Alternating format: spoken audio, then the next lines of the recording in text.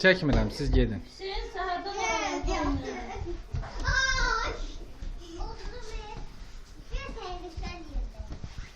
Hoppa!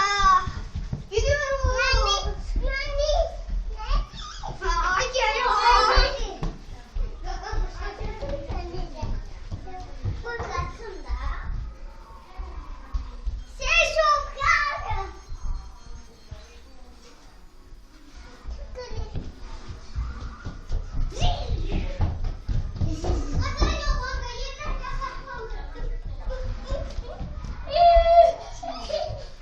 Ha, git.